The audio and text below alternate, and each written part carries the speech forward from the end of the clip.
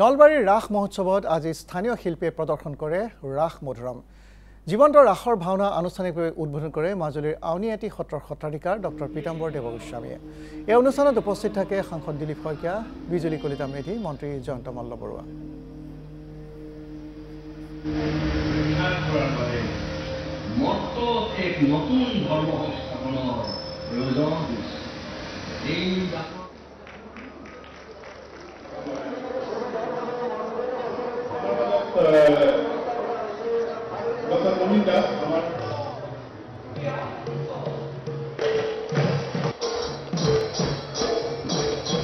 আমাৰ আউনীআটী সত্ৰৰ সত্ৰাধিকাৰ প্ৰভু ঈশ্বৰ ডাঙৰীয়াই আজি উদ্বোধন কৰিবলৈ আহিছে।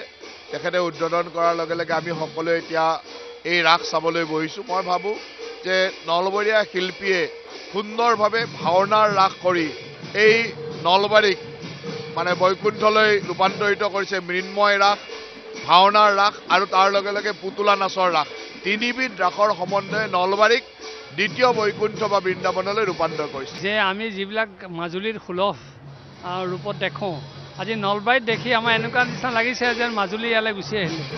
আৰু যদিও মই দুই এজন ক'ৰবাৰ বাহিৰৰ গায়নমেন দেখিছোঁ, তেখেতে কৈছে এখন স্কুল খুলিব। যদি নলবাৰীৰ আমাৰ স্থানীয় ল'ৰাখিনিয়ে এনেকুৱা গায়ন বায়ন কৰে, মাজুলী নলবাৰীৰ মাজত পাৰ্থক্য নাথাকিব। আৰু এই মুহূৰ্তত আমি পোনপটীয়াকৈ নলবাৰীৰ ৰাস মহোৎসৱ চলি লৈ গৈছোঁ। পোনপটীয়া সম্প্ৰচাৰত আছে আমাৰ senior bureau chief Brajen Talukdar. মই আছোঁ এতিয়া শ্ৰী শ্ৰী হৰিমন্দিৰ নলবাৰীৰ 91 সংখ্যক নলবাৰীৰ ৰাস মহোৎসৱত মই উপস্থিত আছোঁ। আৰু দেখিবলৈ পাইছে নলবাৰীৰ স্থানীয় শিল্পীৰ দ্বাৰা ইতিমধ্যে ভাওনা প্ৰদৰ্শিত হৈ আছে। ভাওনাৰ ইতিমধ্যে যি জীৱন্ত ৰাস, এই জীৱন্ত ৰাস এতিয়া ইয়াত প্ৰদৰ্শিত হ'ব। আৰু দেখিবলৈ পাইছে আমি এই দৃশ্য দেখুৱাম।